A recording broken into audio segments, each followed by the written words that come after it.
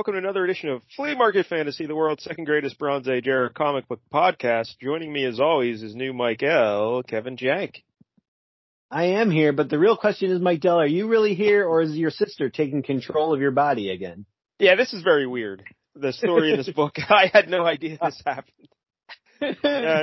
Today we are reading Marvel Presents issue 10 from 1977, but it stars the original Guardians of the Galaxy. Yeah, everyone's favorite team. Yeah, see, on this podcast, we like to do a lot of pop culture media tie-ins. You know? Mm-hmm. So there's that new Guardians of the Galaxy movie out in theaters for people who leave their house. They can go see that. And so why not do the original team? Who I believe does make another appearance in this one, in this Guardians movie. No shit. Wow, that's pretty good. I mean, they were all in the second one, so I think they did come back. I don't even remember that? They were like Yondu's Ravager buddies. Man, I don't even remember that. I watched that movie once, and I don't know, Kurt Russell playing catch or something is all I remember. Basically it. Yeah. So, I don't know. I'm curious if they went down this route with Starhawk, because Starhawk is played by Sylvester Stallone, so it's hard to picture a lady living in his body. You're blowing my mind. Sylvester Stallone plays Starhawk? Yeah, he was in the second one. I swear I saw that movie. I remember them running around and planets blowing up and everything. Yep. All right. Maybe I'll go look at it again. But yeah, this is the original team of Guardians of the Galaxy. And again, Mike, I used to love this team. So they've appeared before on Flea Market Fantasy. I think very early on, like maybe around episode 4 of this series, there's a Thor annual, which they appeared in. And then there's an issue of Defenders and Avengers that they had cameos in, but very brief cameos. So here we get a full adventure.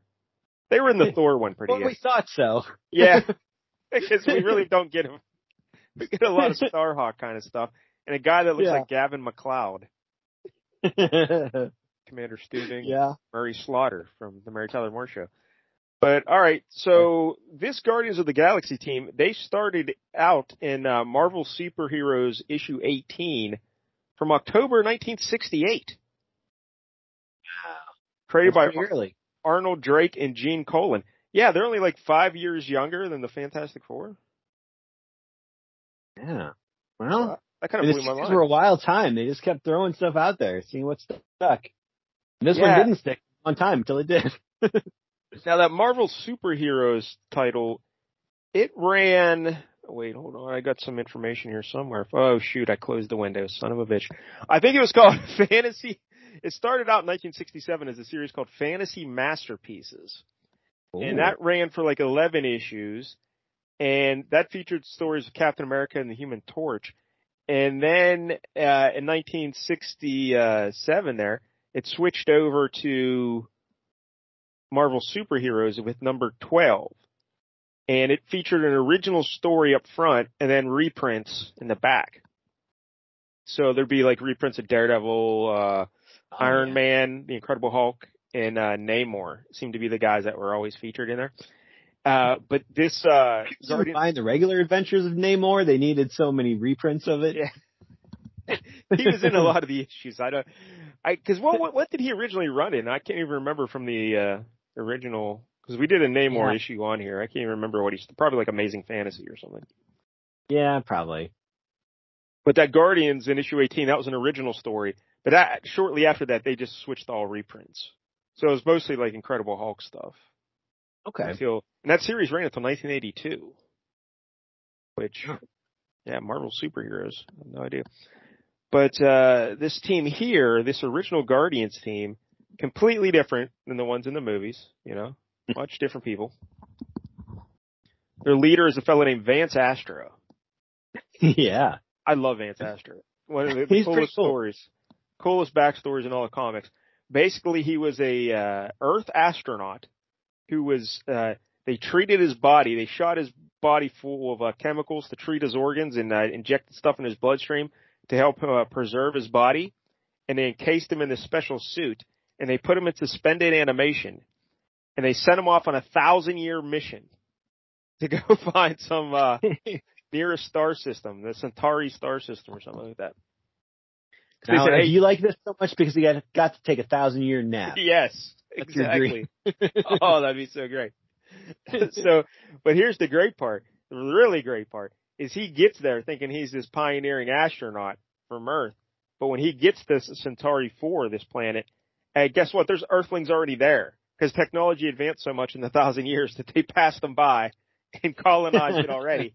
So he shows up like a man at a time and like, what the fuck, you know? So, yeah, this really is a poorly constructed plan, by the way. You know? Let's send him out. Yeah. 1,000-year mission. It'll take him 1,000 years to get there, and then what happens? He sends a message back that takes 1,000 years to get back to you? Like, yeah, that's what I don't understand. Because I guess he's supposed to report on the flora and the fauna of the solar system. But like 1,000 years, you know? What the fuck? Yeah, you have to send like a whole like ship full of people so you can start, respawning the race out there. You can't just send one guy as like a scout mission that takes 1,000 years. I can only think that maybe it wasn't meant to be 1,000 years. It was meant to be like 20 or something. And then something got screwy, you know? They just miscalculated, yeah. But anyway, he gets there and he's like, holy shit, I'm in this planet and they've already colonized it. So my whole life's been a waste. My whole life mission's been a waste. But then he meets a fellow named Yondu from Centauri 4. Yeah. Now this Yondu is way different than the guy in the movies because the guy in the movies is kind of like a smart ass and a scoundrel, you know? Yes. Yeah. And a pirate, basically. Like. Yeah. Space pirate. One of those space pirates. Goes around robbing things. Yeah. Well, they did eventually introduce that version of Yondu into the comic universe. I guess he's, like an ancestor of this Yondu, who obviously is much in the future. Yeah, that's the other thing. All these stories take place in like the years 3006 to 3012 or something like that. All these Guardian stories. But our Yondu we're dealing with here today, he's kind of like a Native American of the Centauri 4 planet. And he dresses like a traditional Native American, and he's got like a big mohawk. And he shoots arrows that can zip around and stuff. So it's kind of like the other. What does this Yondu have? He has a whistle. He just whistles, right? And he controls the arrow. Yeah, he doesn't even need the bow. He just kind of the whistle does all the work. The arrow just flies on its own, which is pretty cool. It's been very awesome to see visually in both of those movies. Yeah, it is pretty cool. Yeah, I like it. So that's Yondu, and him and Vance Astro, they butted heads at first until they realized, all right, because Yondu was doing some sort of ritual, and Vance Astro interrupted it, so Yondu was pissed. But by ritual, you mean masturbating? I think so. Yeah, he walked in on him. Yeah, but they became chums. And then, he felt bad for Yondu felt bad for Vance Astro. He's like, well, this guy wasted his life. I can't go too ham on him. And the other thing about Vance Astro, he can't even have the sex or anything because he's in that special spacesuit. And if he opens up that spacesuit, his body will dissolve, I guess. That's the only thing preserving his body because he's so old. Oh, no. Yeah, so I believe that's true. Yeah. He was the suspended animation did nothing. It was just the suit. He's just in a Ziploc bag, and if you ever open it. Yeah.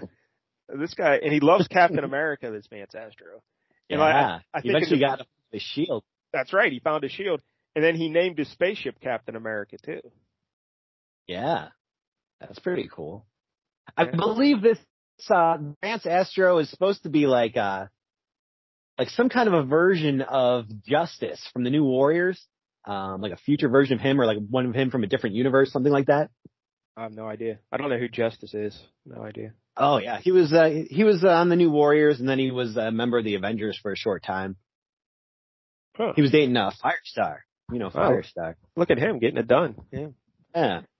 But I remember the one Guardians, because I did a Guardians of the Galaxy review for an article years ago, and I remember in that Vance Astro in his room on the spaceship just covered with Captain America pictures and stuff. he loved Captain America. He's got the sheets on his bed. He's got the way I feel about Asuka, he feels about Captain America. So, all right, so those are the two. Now the other thing to keep in mind here, in this year 3000, the Badoon are a bunch of bastards. These Badoon, they're conquering the galaxy. Yeah. And Rom the Space Knight failed. That's right. I forgot about Rom the Space Knight. Well, he was fighting the Wraths too, right? Oh, that's true. Yeah, I think the Badoon. We encountered the Badoon with who was that? That Avengers. They had that big villain who was. Remember, Jim Shooter wrote the shorts. It was like a story arc, about 4 or 5 issues. You know, it was almost like a precursor to the Beyonder. They're doing a similar shit. I can't even think of his name now. Oh. Huh. Yeah. All right. This is the part of the show where we'll clean this up. Oh, it's Michael something, right? He's got like a normal guy name. I can't remember. But the Badoon were involved in that. But I don't know. Anyway, the Badoon are taking over. They're like these reptilian kind of looking guys, and they're taking over the galaxy. They've taken over Earth, and they're taking over all these planets, and they capture Yondu and Advanced Astro, and they throw them in like a prison colony. And when they're there, they meet Charlie 27. Yeah. And he's like a squat, really strong guy. He's their version of the Thing, you know? Yeah. Kind of like Ram Man a little bit from He-Man. But he's a normal human. He's not Rock or anything like the Thing. But the reason he looks like that is he's from Jupiter. And their gravity is so strong, it like condenses everybody and makes them, you know, dense and their musculature is very strong. Yeah. Then there's also the little Mike Thicknesses. There's also Martin X, who is from Pluto. Mm-hmm. And he's like made out of crystal. Yeah, he is. Yeah. And he can and he can shoot like heat and cold and all kind of shit like that, radiation or whatever. I don't know. He's got something. I believe he's played in the movie by Michael Rosenbaum, who was Lex Luthor on Smallville. Yeah, it means nothing to me. So I have no idea. He was very good on there. No idea who that guy is. Then later on, a girl joins the team named Nikki. Martin X, they got a girl. Vance Astro, Yondu, and Nikki. Just Nikki. She's from Mercury. Oh, wow. They got the whole solar system covered. Yeah, I here. like that. It's a good gimmick. Yeah. I like that there's no life on these other planets now, but by the year 3000, they'll all have fully sentient life. By the year 3000. Yeah. So also there's one other person that's involved in this team, a fellow named Starhawk. Yeah. Not portrayed by Sylvester Stallone. By the way, I saw a commercial for Sylvester Stallone. He's getting some TV show with his daughters. Oh. Like one of his daughters was in a movie not too long ago that I saw. Yeah, I could tell from the commercial that he's got like 3 or 4 daughters, and one of them does seem to be an actress. But it's one of them reality shows, you know? Yeah, that's unfortunate. Yeah. His career has been reduced to being on a reality show with his daughter. So, yeah, that's the Guardians of the Galaxy. So they're fighting the Badoon a lot in their adventures. And this day here, we're going to read about Starhawk because he's a weird dude. You know, I didn't know a lot about Starhawk. And then when I read this, I'm like, holy hell, I wish I didn't know this much about Starhawk. What is going on? Yeah, I just feel bad for the guy now. Yeah, it's just strange. Is there anything else you would like to mention about this first Guardians team, Jank?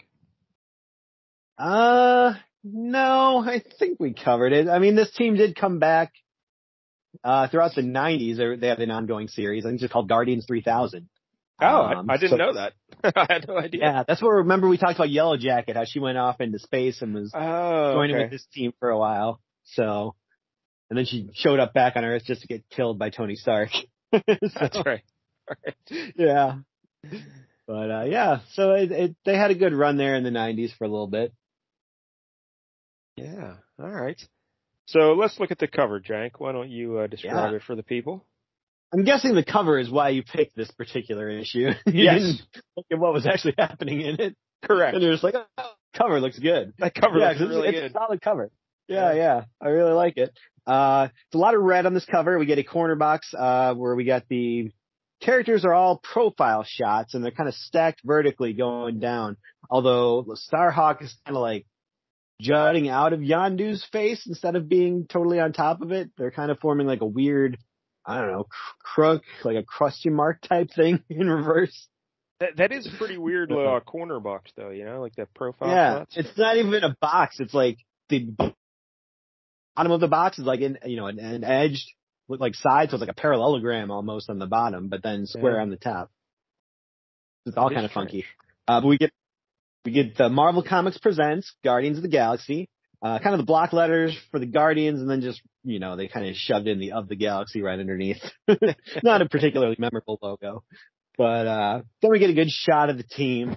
They're against this yellow and black background. They're standing on a rock, and you can see the whole team in action, just firing away. Charlie's throwing a big rock.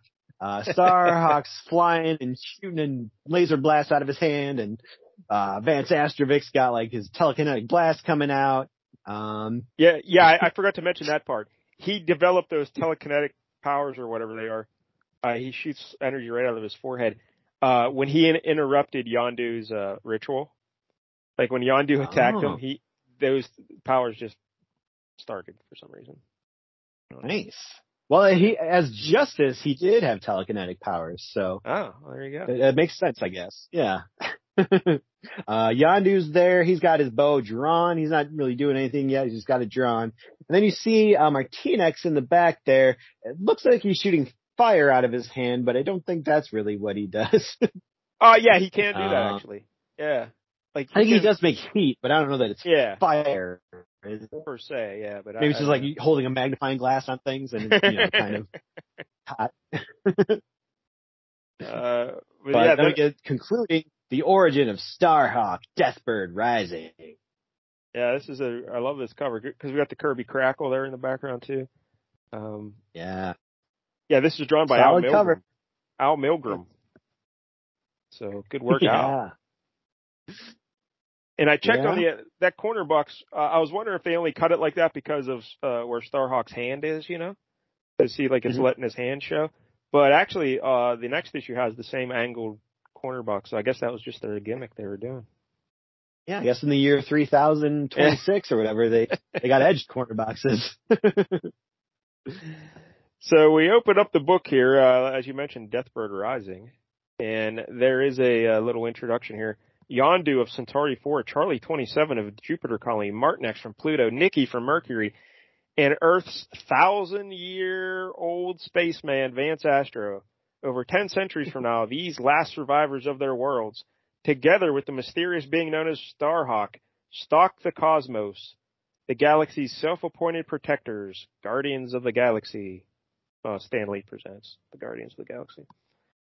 So yeah, I guess that's the other thing we should mention. All their worlds have been destroyed basically by the Badoon. They're the last survivors of all their planets. So yeah, they're really doing a great job guarding that galaxy. Yeah, and well, they're starting now. Not a lot left. They're starting now. Yeah. So all right, we open this up. They're janking. There's a big, caveman looking fella, jumping right at you. And he's got a metal glove on his left hand, and his right hand is just a ball with spikes. Yep. It's got to be hard to go to the bathroom. This guy's pretty badass. Yeah. I forgot to mention the creators for this book. Roger Stern is the writer. We know Roger Stern from, he did I think the very first issue of Flea Market Fantasy was a Captain America that Roger Stern did. So if you want to know all your backstory on Roger Stern, go back and listen to that episode. You're going to catch up on the very first episode. Wow. Yeah. And we've talked to Al Milgrom numerous times on here as well, right? Oh, yeah. You can't get away from Al running the mill recently. Didn't he do Secret Wars 2, right? Yep. Yeah, where Beyonder went to the bathroom. That's the one. So, gonna read that. So, all right. But this fella jumping at us, and there's two other guys with laser guns behind them. And the Guardians are saying, we're being boarded, so they're invading their ship. And there's a pretty good fight scene here to lead things off, Jank. I love the punching. Mm-hmm. Especially when you're punching with a razor ball fist. Yeah, I read this several days ago. Oh, Brutag is his name. Brutag. Yeah. Now he goes after Charlie 27. And he cracks him right in the face. With the thing. But what does Jan do, Jake? Oh, he pulls back on his bow. He fires his arrow, and it just kind of like circles around a guy. Yeah, just causes a distraction. Dizzy, I guess. Yeah, it doesn't actually kill him or anything. Yeah, like that. I don't mean to tell you how to do your business, Yondu, but maybe just shoot him with the arrow. Yeah, these fancy tricks are great and all, but maybe just murder him. Yeah, you're not looking for tips. You're looking to put him out of commission during the fight, you know? Yeah. So, just. You're not the guy with the fire whip at the Ren Fair just trying to get tips. No. Yes. Just kill him. Then the other guy's shooting Advance Astro, and he's, this Al Milgram, man. Look at that Advance Astro body positioning for that, how he's dodging that. God. I don't know what's going on there. He's like Stretch Armstrong there. And look at that guy's arm in the next panel, too. Good Lord, what is Al doing? Look at the forearm. What happens if, like, Vance Astrovic gets struck by a laser blast? It's not even fatal, but it, pierces the suit. Slightly. Yeah. Yeah. See, that's the thing. I think the suit is pretty much impenetrable. Like, it is so, like, it's made out of, like, adamantium or something. I think. That's good. But, yeah. That would be rough, man. But then, Martinex, like, melts the guy's laser gun. He heats it up and melts it. Yeah. And then we see Nikki. And she didn't even make the cover. No. Like, fuck. She's a girl. What are you going to do? But Nikki, I don't know if she has powers. Like, she runs hot, because she's from Mercury. Okay. I remember she's always the crystal guy who can make heat, and they also have a hot lady. Yeah, they should have just made Martinex cold, right? And then she should have been hot. Yeah. You should just have lasers. Like, he focuses, the light through it and becomes a laser. I seem to recall that because she runs hot, she's kind of horny all the time. And she wanted to sleep at Thor. I remember that Thor annual. She's waiting for Thor. Hey now. But here, all we see is she jumps over a guy's head and, like, pushes his goggles down over his eyes. Yep. But that'll stop them. I can see why most of the galaxy was destroyed. They're not very effective. So then, but the guy's laser, he shoots a hole in, like, or some sort of equipment so the gravity goes out. So all the anti-gravity or whatever the fuck it's called, when they're in the ship. So they start floating around. And then Vance Astro uses his little brain, or what is he? Oh, psychokinetic shot is what he calls it. And shoots it out of his forehead and hits a guy. And then, Charlie 27 cracks Brutag. Boom. That's a nice panel. Yeah. He's like, I finally got used to this. Now I'm ready. Look, he broke his teeth. Look, his teeth are flying out. Yeah. See that? That's pretty cool. It was nice of them to give him teeth because we find out that this Brutag's a robot. Yeah. But they gave him nice teeth. Yeah, now when the gravity comes back on, they all fall to the ground and Brutag's KO'd and Martinex grabs him up and he says, hey, he's a filthy robot. This guy is Brutag. And, one of ancient design. You're kidding, Vance Astro says. And Martinex is like, hardly, Vance. We've been fighting synthetic men. And I'd hypothesize that the newest one is older than you. Holy hell. Because Vance Astro, he's older than me. He's really old. Yeah. Vance Astro guy. He's like Turner D. Century's ideal man. That is true. He's a hero.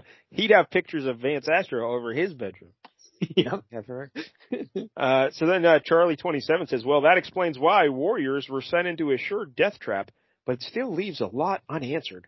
Like, why did Aletta bring us here to risk our necks against the reavers of Arcturus? And why has Starhawk left us here to die? Yeah, Vance Astro says, especially since the two of them are really one being.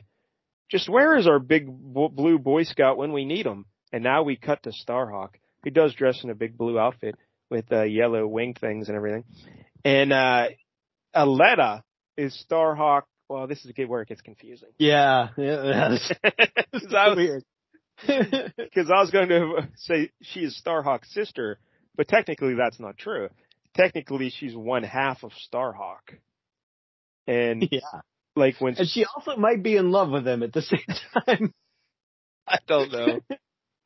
Because like basically a brother and a sister formed to become Starhawk.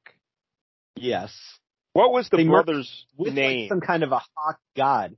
And I guess like all three of them somehow became the Starhawk. Well, do you remember the brother's name? If she's Alita, like he wasn't Starhawk, it has to be Stakar. Oh, say that again? Stakar? Stakar. Yeah. Oh yeah, Stakar. Stakar, there it is. All right. So we cut the Starhawk out in the cosmos flying around, a pretty cool shot. And although I don't know what's going on in the next one. On the next page at the top panel, like his head and then his head is like straight and then his body, I don't know what's like his neck is real fucked up there. It's like he's on a rack being stretched or something. Yeah.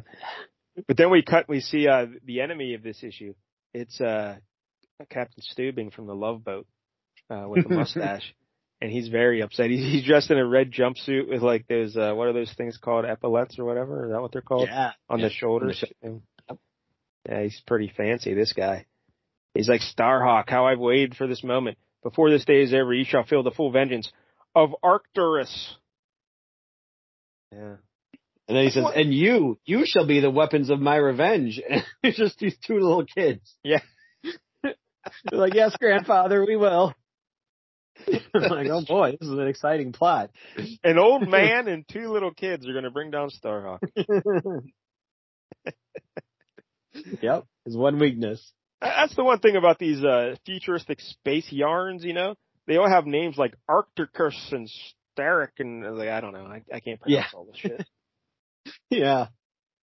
How about just Steve? Yeah, I'm Billy. And this is... So yeah, the two little kids. Now, I forget. So these two little kids are they're his grandkids. Because he is the father of the Starhawk and his, Starcar and his sister. Stakar and Aletta. Yeah. Yeah.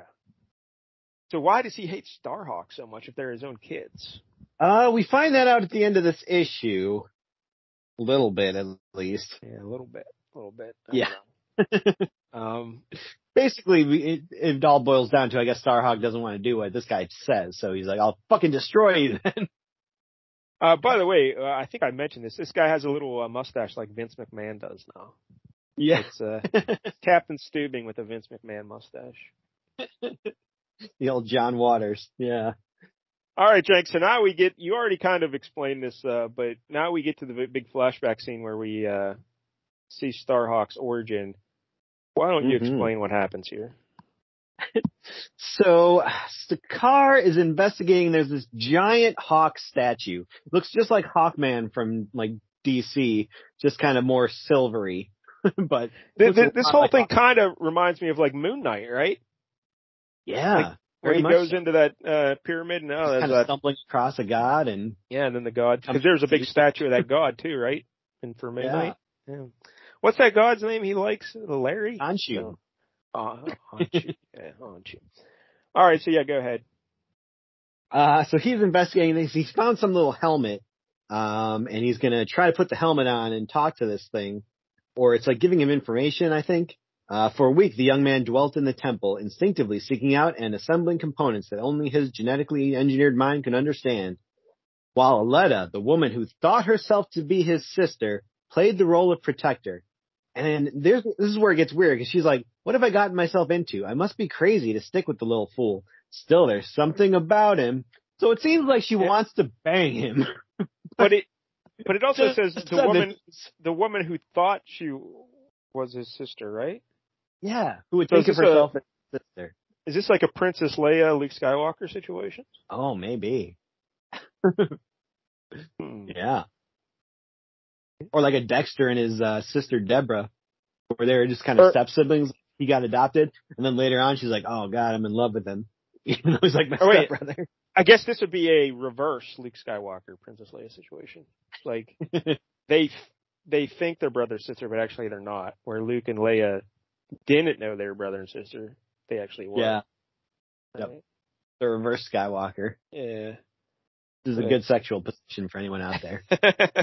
Reverse Skywalker. I pulled a hammy. I was trying to do the reverse Skywalker. All right, yeah, but she's telling me we got to go because our dad's coming, right? Our Arcticus, right? Yeah. Because he says I want those kids and I want them bad, which oddly enough is a sentence James Gunn has said many times in his life. Oh, but that's damn it! All right, zing. All right, so but like, why is he after his own kids? I don't know why he's after them at this point. That was probably in the last issue because we're just kind of coming in on this origin story. They said this is where the origin story gets concluded, so we clearly missed something in the prior issues. So I don't know why he's mad at them yet. I know later on why he gets more mad, but yeah, why he's after them now, who knows? But she tells us Sakaar doesn't want to leave. Yeah. He's like, I can't leave now. I'm right on the verge of unlocking the knowledge of the ancients. She grabs the helmet and is like, come on, you fucking dumbass, we're getting out of here. She just throws the helmet on the ground in a fit of rage, and it bounces and then zaps her. Just laser beam shoots out of it and zaps her away. And she just dissolves in her clothes. Only her outfit's left behind. And she just kind of just...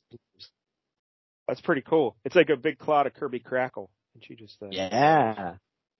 There's like a little sparkle, like a Captain Marvel sparkle of her soul leaving her body, I guess. I don't know. Yeah, and he doesn't notice. It zips right past him.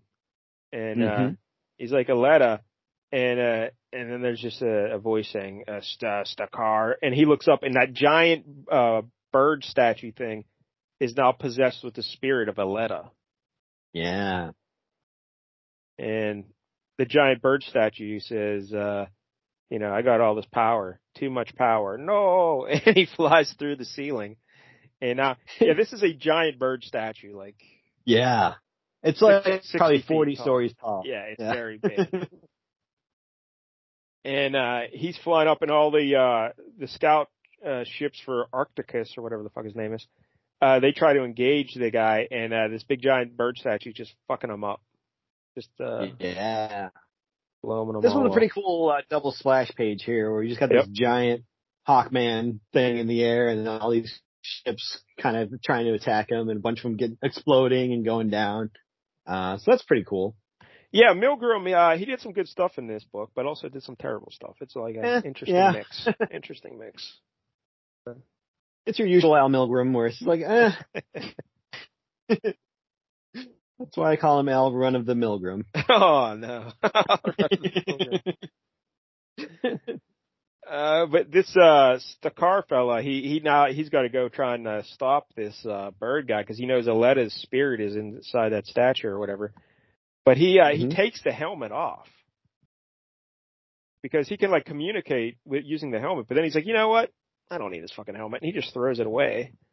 I probably would have kept the helmet on. Yeah, definitely don't throw it as hard as she did. Yeah. But he gets rid of the helmet because he says, I now know all I need to know. Yep. So. See, if she would have just let him have the thing for like 2 minutes, it would have been fine. It didn't take him long, apparently, to figure out everything. And isn't that kind of Starhawk's gimmick? He's the one who knows. Isn't that they always call him? The one who knows. Because he can kind of see the future and shit. The shadow? Oh, okay. So the bird statue there, he grabs Stakar's ship, and he's about to crush it. But he's like, Aletta, this is Stakar. Aletta, fight it. You hear me. You've got to open your mind and fight it. And I do like how bad Stakar is at flying. Like, he just randomly crashes into a building on his way up there. Like, he sucks at piloting. Yeah, some of the enemies are like, hey, this kid's crazier than the bird statue there. We got to run away from this kid flying at us. But eventually, Aletta fights. She's fighting to open her mind to let Stakar in. And there's a giant explosion. Boom. And suddenly, for the first time in centuries, the Arcturian system witnessed a multi-nuclear explosion. Boom. And implosion. Within seconds, all that remained at Ground Zero was a smooth plane of fused glass with one lone figure at its center. Stakar. And it's Stakar, and his outfit's all ripped up and shit. But they're talking to Stakar, and then what happens, Jack? All of a sudden there's a pink flash, and now he's the Letta. Yeah. They just swapped. They're apparently sharing this body now, so I feel bad for him. And every time he wants to mash it, he's got to deal with his sister watching and judging the whole time. And then there's an orange splash of energy, and now they're both gone, and in their place is Starhawk. Yeah. In his full outfit. Blue outfit. Yeah. Yep. So then the guy's like, hey, who is this? And he's like, I am Starhawk. I am Stakar and Aletta, and I am more. I am the wisdom and the glory of your ancestors. I am the light and the giver of light. I am your heritage and your destiny. I am the power that was Arcturus. Now, see, this is where it gets confusing. Because wasn't the guy's name Arcturus? Captain Stubing? Didn't he say his name was Arcturus? Well... Or he was saying the vengeance of Arcturus. He was speaking... the wrath of Arcturus, I guess. Okay. Yeah. He was speaking for the whole planet. All right. Yeah. Okay. Yep. Yeah. So Captain Stubing, now this is when he's younger, so he has dark hair. He says, why, what if you say is true, then the stars are ours for the taking. And Starhawk says, nope. I speak only the truth, yet you still do not understand. My power shall never be used to conquer. And Captain Stubing says, eh? And Starhawk says, someday you shall learn the depth of your folly. Now I go to find my place in the stars. And he says, Starhawk, come back here. If you abandon us now, I swear I'll never rest until I have your head. Do you hear me, Starhawk? Do you hear? And, yeah, so this is why he hates him so much, is because he wanted to use his power to conquer the universe, and Starhawk was like, nope. Yeah. So now we flash. Captain Stubing's a bit of an asshole. He's not running no love. No. No love boat here. So now we cut back to the present day there, and we see him looking at Starhawk on his video monitor in his spaceship. Now, he's an old man now with the gray hair and everything. And he says, today I feel that vow, Starhawk. Today you die. Your death shall come at the hands of your own children. And wait a minute, so those are Starhawk's kids? Huh. So those are so those are Stakar's kids. He had kids. Okay. But wait. Why would they want to help their grandfather kill him? And they would be like, didn't that happen a long time ago? Because that guy had black hair, and now he's got gray hair, and he looks old. So those kids are wee tiny. So yeah, this is all very confusing. During his Starhawk time, and just kind of left. It was like, I gotta go be Starhawk. Sorry. He has a different lady in every port. Starhawk. Yeah. So we should have probably done more research on this one. But, I don't know what's going on here. But, Captain Stubing's were upset. But he says, as for your friends, and then what does he do to the Guardians there, Jake? Ship's log, Arcturus scout ship Kamar. As per instructions, disruptor output has been increased to the ultimate within the expected results. The starship designated Captain America is now no more. They were trapped in some kind of radiation field, and I think he just keeps increasing it so that it seems like the ship blows up, but I'm guessing it just got transported somewhere. Yeah. So how about that? And that's it. The next issue at War. If they just all blow up at the end of issue 10, and there's 2 more issues. Next issue, At War with Arcturus. So yeah. So there it is, Jake. An original Guardians of the Galaxy adventure, although really it was mostly just learning about Starhawk's weird background. Yeah, it was mostly a Starhawk origin. Yeah. Yeah, it felt kind of disjointed because the first part was, just the Guardians, and then it turned into the Starhawk origin. So it was kind of like, I don't know. I didn't feel like I got a complete story of either one. But it was short enough, so I can't complain too hard. This one flew by, I felt like. Yeah, it did seem very short. When I was done, I looked at the page number, and it said page 30. But I'm like, wow, that seems normal page count, yeah. Very quick. I opened up the next issue, and sure enough, the Guardians are still alive, and they're fighting things. They're beating people up, so I like that already. But, all right, so the writer here, Roger Stern, he's usually a pretty good writer, and I think what he did here is fine. This is solid, Yeah, I didn't have any major complaints, and I guess since I don't know these characters too much, it's hard to be like, that seemed out of character. I mean, we open with a fight scene. That's a good way to get attention. I'm in. If you start with punching, I'm in. So I like that. Starhawk's Robot. backstory is certainly interesting, you know? Yes. Yeah, it's unique. Give it that. It's kind of like, who's that kid from DC, Firestorm? Where the one guy and, the professor share a body. Two guys kind of merge. Yeah. Yeah. But here it's a technically brother and sister, although we're still not sure if they're actually brother and sister. But, I don't know. Yeah, Starhawk, I mean, apparently there's a rich origin there that we've barely scratched the surface on. I'll be honest. Whenever I used to read these old Guardians adventures, the one thing I knew for sure was I didn't like Starhawk. And yet here he is. The focus of the one. Center. I know. Like, he's always the least interesting guy. Because basically a lot of their adventures were like Starhawk going off doing shit and them trying to catch up to him. Like, what are you doing, Starhawk? You know, why are you doing this? Why are you doing that? So not a huge fan of the Starhawk, but, I'm looking at his Wikipedia entry here, and it says, the Reaver Ogord discovered the infant and, assuming him to be a normal Arcturan, adopted the child and raised him as his own with his wife Salon, naming the boy Sakar. So it seems like he's adopted, so I'm guessing that his sister is not his biological sister. Okay, so they can have sex. All right. That's good. With your blessing. So it's kind of like a different stroke situation where he adopted the fellow. And then, I'm going to say Willis and Arnold. I must have missed that episode. Conrad Bain, adopted the two children, and then there's Dana Plato there as well, who's not their biological sister. No, not at all. Yeah. All right. So if you like the Love Boat and you like different strokes, you'll love Starhawk because it's got everything. There's so much here for you.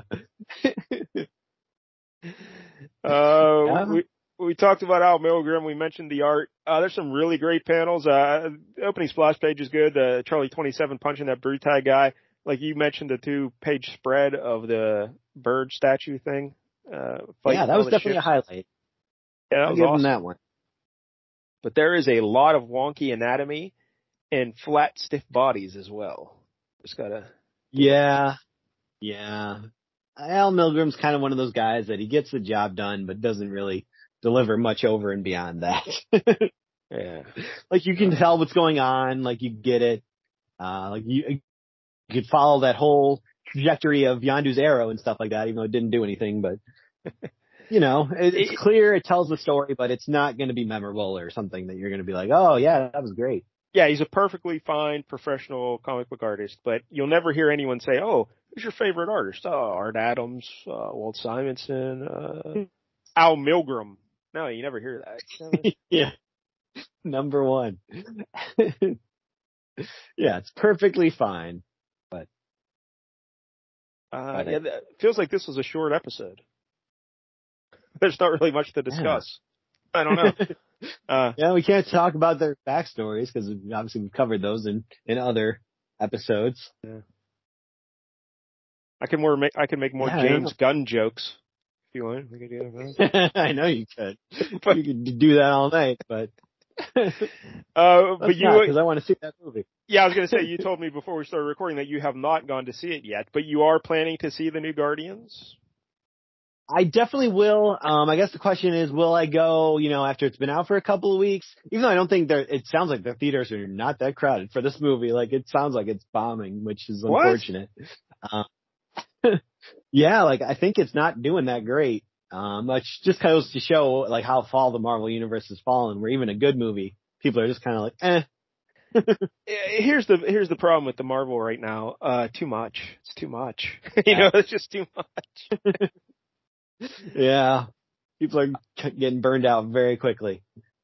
Yeah, like, because really, what was the last, I guess Endgame, but even Endgame, the final one, it wasn't the best movie. Like, the whole 5-year thing was stupid, but it was good. That was stupid, but yeah, it was a good movie. And it was a nice culmination of everything. And it really probably should have wrapped up there, to be honest. Maybe Guardians 3 to kind of wrap up the Guardians trilogy and then, That's enough. Yeah, it seems like the most recent Ant-Man was the one that really pushed people over the edge. They're like, fuck this Ant-Man shit. I don't know. Well, it's like coming behind, Eternals and all this shit where it's just like, Shang-Chi. Yeah. Yeah, there's been a lot of very mediocre Marvel movies. And that Thor movie. That was bad. Made people turn on Taika Waititi. Bad. And the Marvel TV shows have been downhill for a while now. Yeah. Are you following this whole Jonathan Majors thing by any chance? I heard he got in trouble for beating up his girlfriend. Is that what happened? Yeah. So they said there was a whole thing where he came out, the next day, we got all this video evidence that'll prove that it didn't happen. But so far he's still getting charged and nothing has come forward like that. So I don't know. And it seems like more women were coming out of the woodwork. Oh, no. Oh yeah, that's his thing. Oh shit. Maybe it was one of his variants. Yeah. That's what I would claim. Yeah. It wasn't me. I don't know why variants.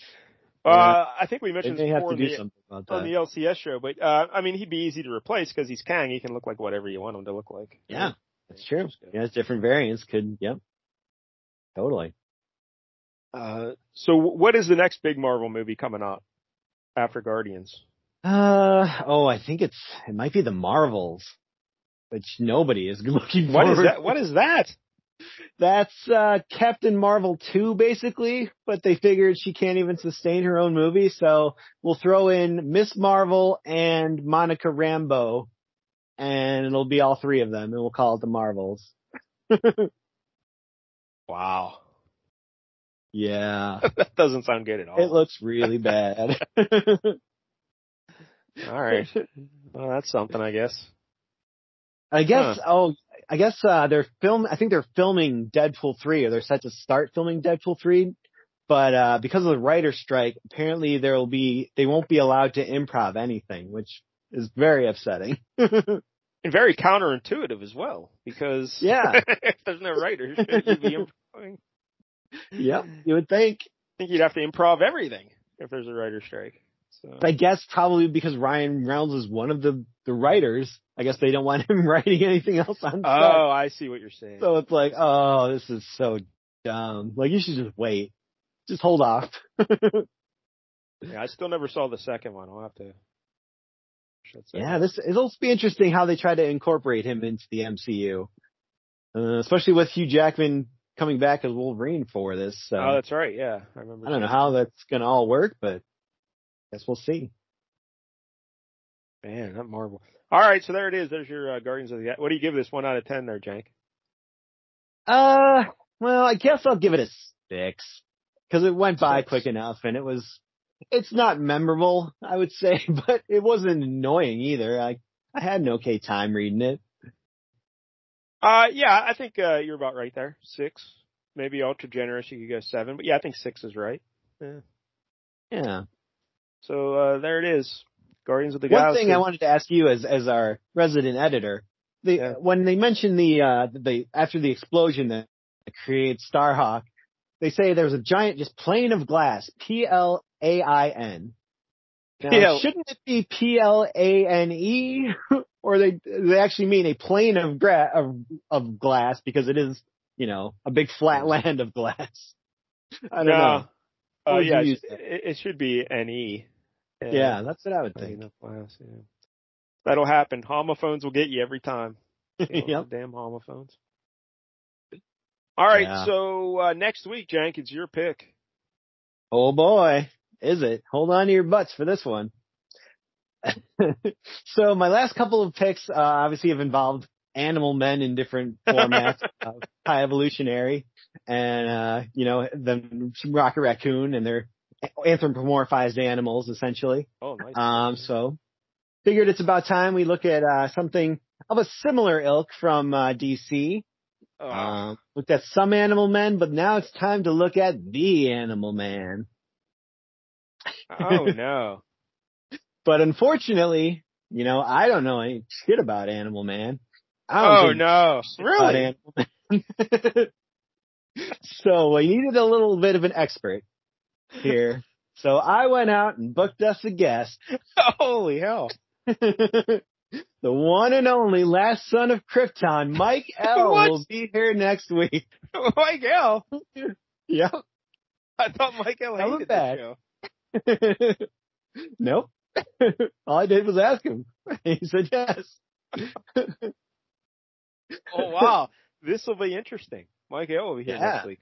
Haven't spoken to him since the last time he was on the show. Yeah. No, I didn't know Animal Man was around in the 80s and stuff. I thought he was later than that. Yeah, we'll be doing Animal Man number 5. The comic started in 1989, so it's squeaking under the wire there. Animal Man number 5. Mike L does love Animal Man. Yeah. Yep. And I think my first question I want to ask Mike L is, who does he love more, Animal Man or Quasar? We'll have to get to the bottom of that. Ooh, that's going to be a real Sophie's choice. So Animal Man 5. Yep. From 1989. Now, I know nothing about Animal Man. Grant Morrison. Oh, God, Grant Morrison. Yeah. Do you know anything about Animal Man? I know nothing about him. Can he talk to animals? Not What's his really. gimmick? I'm not sure. I guess we'll find out. I kind of know what he looks like. That's about it. It's a very famous cover when you look at it. You'll probably have seen this cover. But yeah, what his actual powers are, what his MO is, I don't know. Yeah. So I'm glad we'll have Mike L here to inform us. I don't think he can like turn into animals. Yeah, I don't think so. I'm looking at the issue and he seems to be just flying around. Maybe he can take on animal attributes. Yeah, I think he can get the powers of various animals, but he doesn't turn into animals, or I think. We'll have the expert here next week. He'll tell us all about it. Yeah. But wow, this is breaking news. Mike L returning. No. Flea Market Fantasy. I've been sitting on that bombshell. Yeah, you didn't say anything to me. All right, so that's next week, and until then, don't get any jank on you.